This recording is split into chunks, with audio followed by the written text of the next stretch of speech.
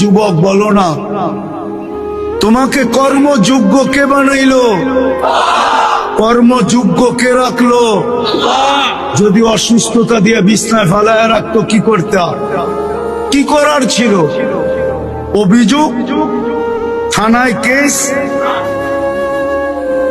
কোর্টে যায় আপিল, র্যাবের কাছে নালিশ, কি করার ক্ষমতা ছিল? অস্তিত্বটাকে দিল। কর্মযোগ্যকে বানাইলো। কর্মযোগ্য কে রাখতেছে? কতটুকু নুন খাই, গুণ কতটুকু গাই? গুণ তো গাই না আল্লাহ।